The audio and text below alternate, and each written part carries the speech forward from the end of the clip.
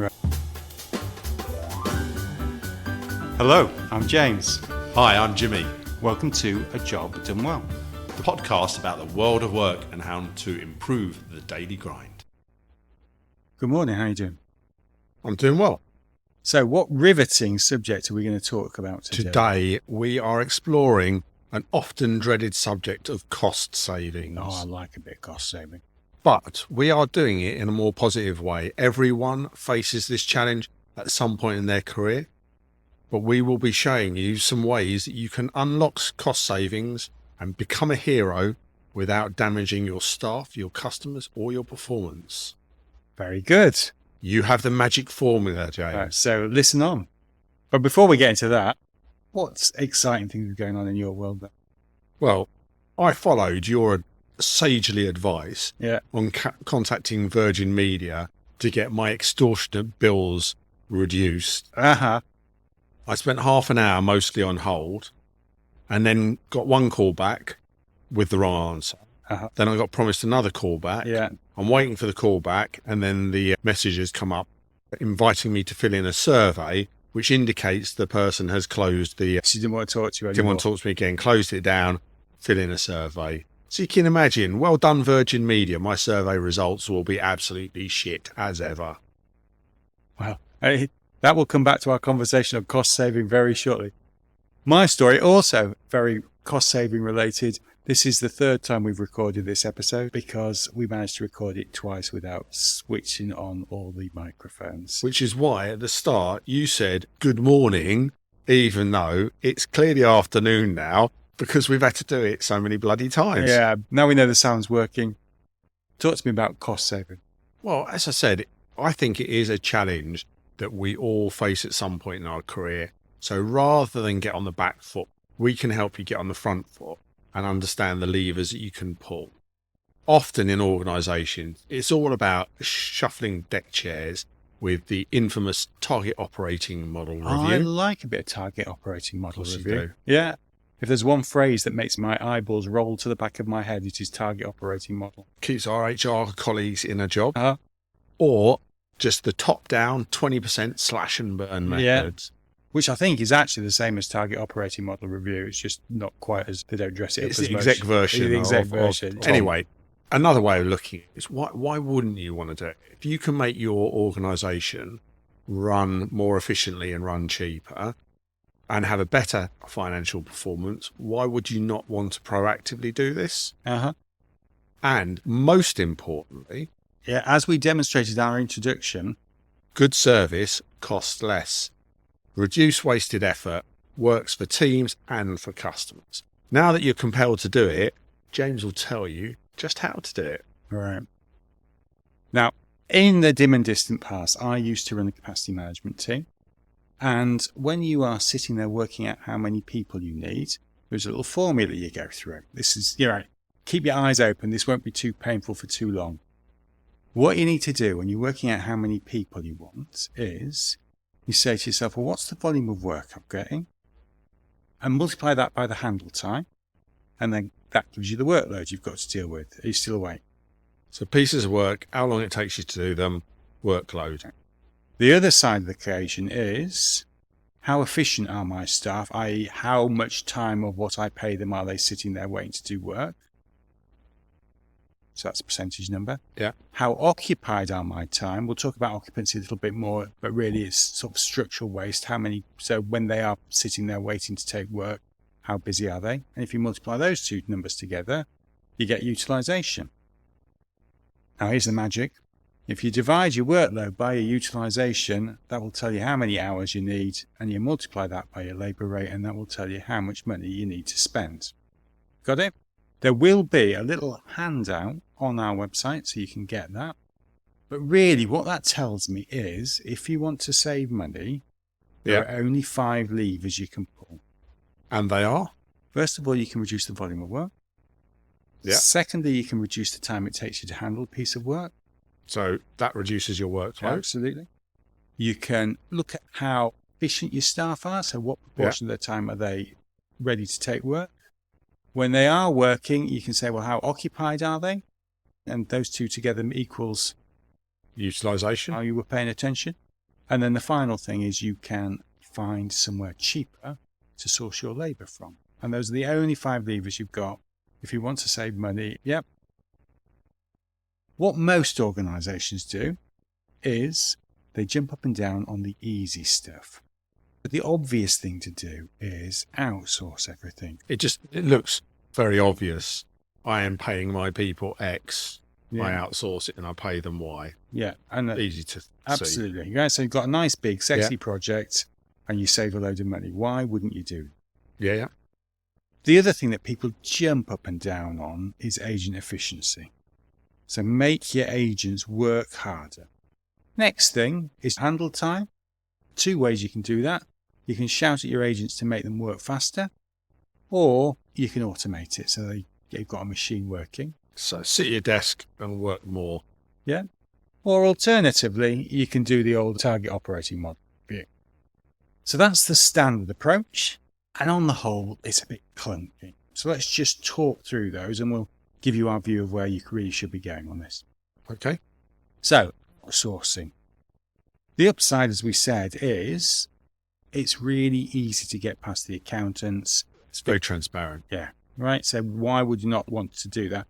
And the cost savings will come through because you sack a load of people and then you've got contracts instead, which cost less. Yeah. And you can negotiate the contract and you'll see every month you get your bill through from your outsourcer and you might be paying by person, by call, but you get a bill and it's quite transparent. Yeah. And so it fits quite nicely in the all costs and no values side of management. It's really clear where your costs have gone, but it doesn't really address the values side of things. So some of the downsides are, if you're going to do it, it's really quite difficult because you've got to think through things like training and systems access and even, accent. What will your customers think if all your work has been outsourced to a call center in Mumbai or wherever it might be? So those are some of the downsides. The other big con, and this happens really quite often, is that you just create more volume. How do you do that? Well, what you do is you phone Virgin Media. Yeah. And they don't give you what you want, so you phone them again. Yes. Yeah. But and again. Yeah. So although it looks cheap per call, you just end up with a whole load more calls. Well, like I was saying earlier, the agent's closed down my call. Tick, she's completed that call. They get paid for that, and I'll call back. And actually, when you think about it, most of these outsourced contracts are set up on a cost per call. Yeah. So it's actually in the outsourcer's interest because they'll get more volume and therefore they can say, well, therefore you need to pay us more money. The fact is, as a customer, I am A, pissed off, and B, as soon as I have an alternative to Virgin Media, I will be off. And by the way, I'll tell anyone who I can find how shit Virgin Media are. Those sorts of things are less transparent in your monthly bill you get from your outsourcer. And then the other couple of things which is, linked, I suppose, is you just run the risk of losing a whole load of knowledge from your organisation because Frank does whatever job it is Frank does on a Friday afternoon with his macro. When Frank's gone, nobody knows to do it. So it will create a load of rework that way. And because you've lost the knowledge, then you lack the capability to do the work. Yeah, I was working once in an organisation and we had an influx of a certain type of claim. Yeah. And we said, right, we need to do more of these. How do we scale up? No one in our organisation knew how to settle this type of claim because the only people that knew how to do it were at the outsourcers. And the outsourcer was incapable of, at that time, of ramping up. So we were stuck. We had no knowledge. I was once in a situation where we outsourced some stuff and they promised us blind they could do it and they couldn't. And we ended up with a queue which was a year long because they couldn't do what we were expected to do. Well, I think that's the other thing. You have to bear in mind how some organisations work. You'll have a sales team whose job it is to promise the world. Well, their job is to win new contracts, and in winning the new contract, they often do promise the world, and then somebody else has to deliver it. And further down the line, you've committed, and we've both worked many times with organisations, both onshore and offshore. I've seen you overpromise numerous times. Yeah, but we have both been overpromised by outsourcers onshore and offshore. Yeah. Now, having said all of that, Yeah, we should Yeah. balance it out. There is some work that I've experienced in the past where our outsourcers did it way better than we could internally. What I found worked best is if the work was quite stable and quite rigid and structured and well understood, then they could do it way better. Yeah. A lot of the work you're talking about here, this stable, rigid, well understood work, Yeah. is frankly a bit dull. Yeah. And you struggle to find people who want to do it. Well, yeah, I had teams in the UK who thought they were too good to do all that sort of stuff. And so they used to do it really badly. Whereas teams we had out in India did it fantastically and took a massive pride in doing it. So I think it really does depend on the type of work. The way that takes us is if it is stable, rigid, and you really understand what you're doing, then outsource away. But it is a big if, because if it's not, you just create a load of extra work and an extra volume come back into your organisation. Yeah. End up costing you more than you started. So there's the first one. Second one then, handle time. So I always like handle time. Yeah. So this is the one that's beloved by the NHS. When you go and see a doctor, I'm not sure what the target is, but is it something like they have to see you in 8 minutes? Yeah, something Well, like that. diagnose faster. That's always, or in a call centre, talk faster. Yeah. So handle time is really quite a tricky one. I think the reality is it is important to know how long a call is taking. And if it is taking a long time, what does that tell you about how that person's handling the call? It could be that they have a training need, or it could be they found a good way of solving the problem. But if you don't look, you don't find out. But I think the big sin that most operations make is targeting it at an individual level. And yeah, if you target individuals, then they will find ways of reducing handle time. Yeah, very easy to get short calls. But if you do, of course, the customer need isn't met, and so they call back, which then comes back and hits your volume. Well, it's not just they call back. I mean, that I've experienced on a number of organisations, they wait till you get through and then somebody cuts you off. They know that when you come back, you probably won't be with them, but you will be with someone else. And when you call back, having waited 20 minutes to get through in the first place, you're going to be pissed off. You're going to be pissed off. Yeah. Then the other way of reducing handle time, and reducing handle time effectively down to zero, is you automate things. So Yes. a lot of money being spent recently in robots. And again, this is one of these things which sounds really, why would you not do it? There are two downsides to automating. First of all, you end up paving the cattle path. So if it was a meandering sort of call and they've just automated meandering, that's not necessarily a great thing. More importantly, though, is you do tend to lack flexibility. So products change or services change, and you've got to go and rewrite the whole thing. And there is a whole episode about automation at some point, and we'll come back to robots and AI on another day. But there definitely is a big place in improving organizations' performance. But again, a little bit like outsourcing, used in the right way. Yeah. And then coming back to the question of handle time. So are we saying squeezing handle time is a waste of time? Absolutely not, but it needs to be done in the right way. One of the most powerful things I ever saw was somebody sat down and rather than just doling out a target, he looked at variation in handle time between different agents and different members of staff. And he saw that some were taking a huge amount of time and others were getting through things really quickly. Yeah. But that forced him to ask the question why. Then he sat down and listened to what the agents were doing. Then he could see exactly who was doing it properly and who wasn't. And that gave him huge amounts of information that he could use then for training. So he upskilled and got everybody to the same level as the best. The thing is, though, James, you're right. Looking at variation in performance, whether it's handle time or anything else, is one of the richest ways of looking at data. Yeah. I think the challenge is organisations often are fundamentally lazy in general. And by that, I mean, it's easier just to say, handle time is currently 5 minutes. I want to target everyone and making it 4. Yeah. And then give everyone en masse a target of 4 minutes. Well, on average, and beat them until they get to that average of 4 minutes. It's simple, easy, lazy, and fundamentally flawed. Yes. So there you go. Handle time. Go and look at the variation. Go and look at what's going on. And you can actually take a reasonable amount out, but you need to go and look rather than just looking at the average and beating people. Right, number 3 then, agent efficiency. But before we go into that, let's have a word from our sponsor. We cover a whole host of topics on this podcast, From purpose to corporate jargon. but always focused on one thing, getting the job done well. Easier said than done.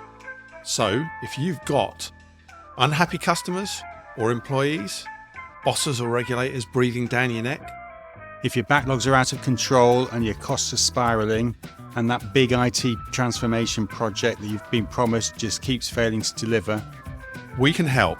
If you need to improve your performance, your team's performance, or your organisation's, get in touch at jimmy@ajobdonewell.com. or james@jobdonewell.com. So what exactly do I mean by efficiency? So of the time that you are paid, what proportion of that are you available to do work? So that's taking things out like training time, development time, lunches, loo breaks, all that non-productive time. Okay. I was going to say, if you're paying me, surely I'm available 100% of the time, aren't I? No, you're not. Yeah. So Okay. depending on the organisation you work with, a portion of your time is available to work, Yeah. and a portion of it isn't. You can jump up and down on this number and make it a lot higher. So do you really need all that training time? Do you really need to do all that development? You can start to manage people's loo breaks. There are a whole host of things you can do. Yeah. But there again, it depends what sort of organisation you want. Now, a lot of the outsourcers are pretty strict on this stuff, and they will run much hotter. It will come back and bite you, because if the agents get unhappy or your staff get unhappy, you just end up with a sickness and morale problems, which will push it down the other way. Yeah.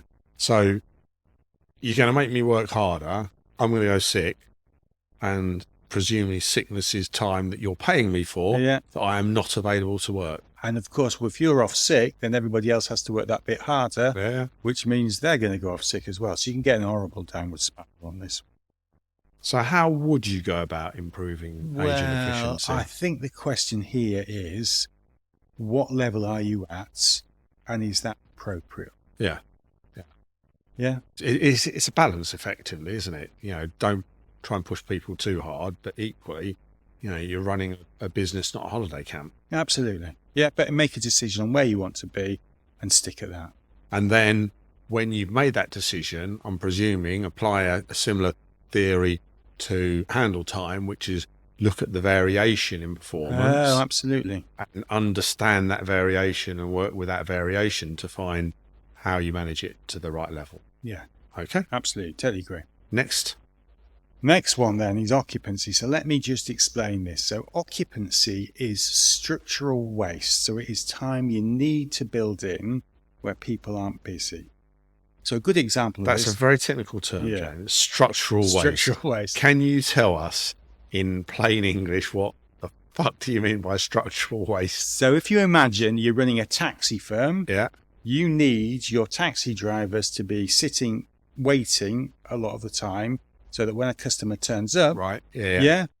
because that's the type of business you run. If, however, you're running a bus company, it's the customers who wait, not the buses. Got you. Yeah? Okay. So that's what I mean. Now, why is that important? Anywhere where you've got a queue of people or customers, Yeah. and they arrive randomly, you need to sit down. There was a very clever man called Erlang, and he worked through all the maths, but you can find this out. But if you're running a call center, or you've got live chat, or you've got a post office counter and you've got a queue, you've got to sit down and work out how long do I want my customers to wait on average, and therefore what level of occupancy can I build into the system. So when I am off studying Nottingham Forest's latest statistics, Yeah. you are getting excited over Erlang's theories. Do you know, it's fantastic. I do like a bit of algebra. But the point here is you make a decision on how much time you want your customers to wait. Yes. And therefore how much free time you're building into your staff's schedule. I think that's a key point for all of this, is you're talking us through the different levers that you can pull to reduce cost. Equally, how you manage these levers will also dictate how you deliver service to your customers. Oh, absolutely. So if you want to deliver good service or you want to reduce cost, these are the things you should be looking at and are the levers that you pull in order to improve performance or efficiency. But anybody who says people should be 100% occupied is a clown, right? Because if people are 100% occupied and things go wrong, you will end up with the mother of all queues. Well, that's back to your taxi example, isn't it? If you have your taxis driving around and they always have a passenger in them, then the next passenger or the next person who rings up is going to have to wait an awfully long time. And just another thought there, if you have got people sitting about waiting, you can always reinvest that time in something like an improvement project. Just a thought. Okay. All right. And now then. The big one. The big one.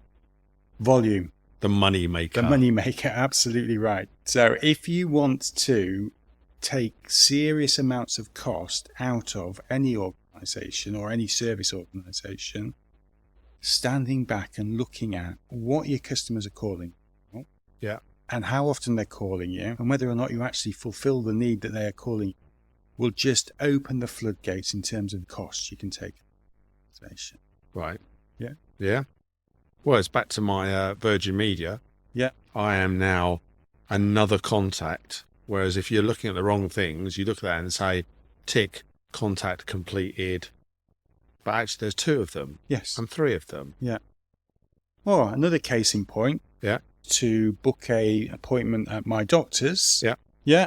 They've got this thing which they only take in-day appointments now. I don't know. Obviously, they're trying to hit some sort of time. Yeah, my doctors do the same thing. Right. So now, instead of phoning them once, I phone them 3 times to get an appointment, which they could have handled and given me an appointment 2 days henceforth. 2 days henceforth. That's very good, isn't it? Shakespearean. Yeah, do you like? Give me that appointment henceforth. But you take my points. Yeah. I henceforth need an appointment for my ingrained toenail. Can I have that today? Yeah, maybe not.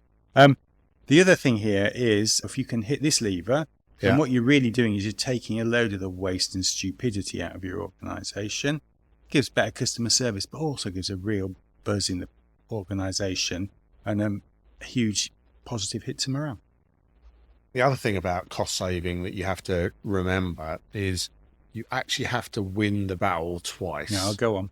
So what you've talked about is reducing work or making people more efficient.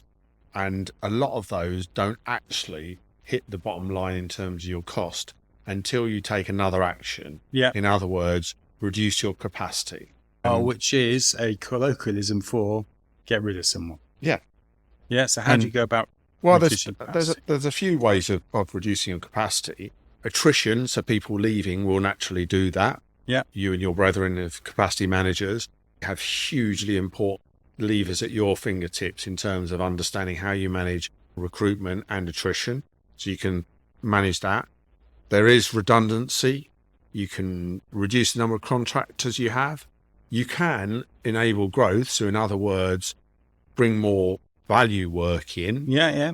To grow without having to spend more money. Yeah. Or you can, as you touched on, James, you can invest that capacity in either extra training or extra improvement projects. So there are a number of ways, but if you don't reduce the capacity in your system, will naturally disappear. So don't expect to look around and see loads of people sitting there doing nothing.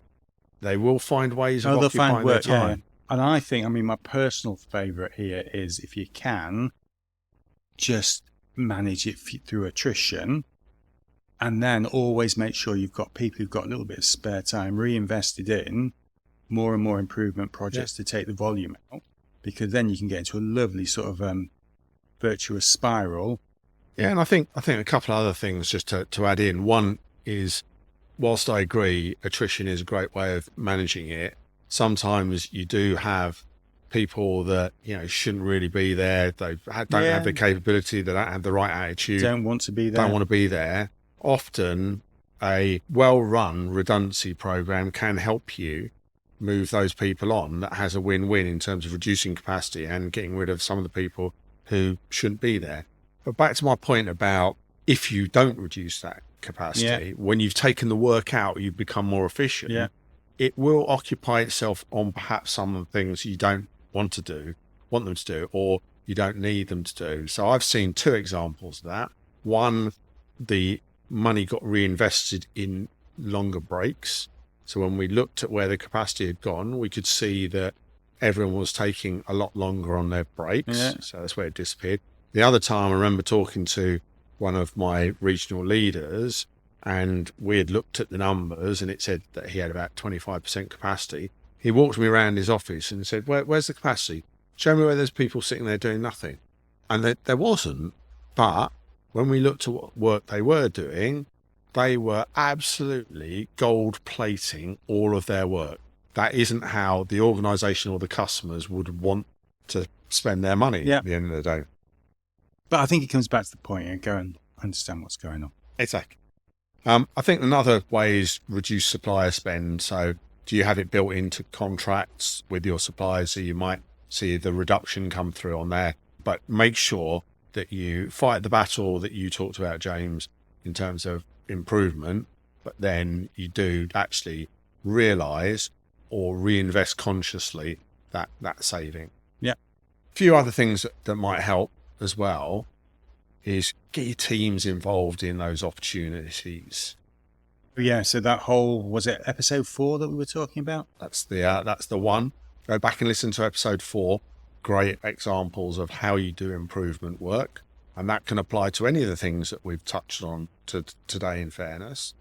Also, you can get your suppliers to help you. Quite often people think that their suppliers, their partners, won't help because it will reduce their bills. So why would they want to help? Well, often I find if you have the right conversations with them, they know the answers, they see the work, Right. They've got lots more experience of improving efficiency than you have. So Well, get and them on there's- site, get their yeah. help. And there's also the fact that, you're running a system here, not a function. And so the work will flow from your Yeah. suppliers into yours. So there's always trade-offs to Yeah. be made. So understanding the trade-offs really And about. I do think so. Another episode we'll come back to, but I see very few organisations really partner up with third parties really well and leverage them and get the best out of them. So in summary, let me go through that. You've got 2 options.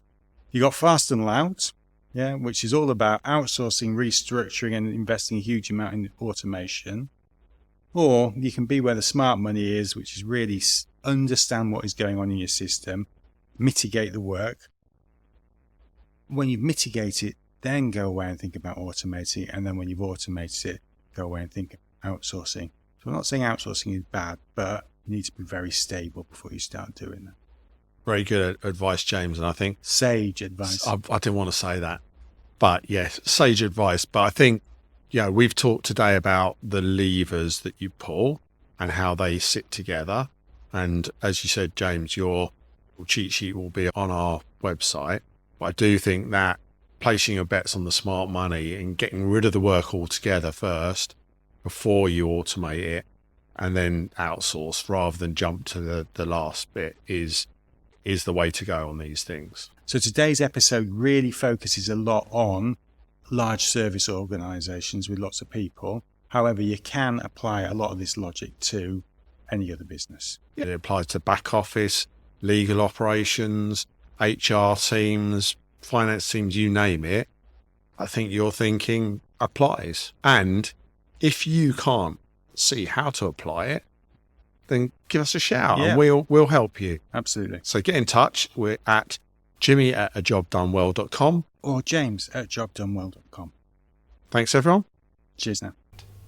If you'd like to find out more about how James and I can help your business, then have a look at our website, jobdonewell.com.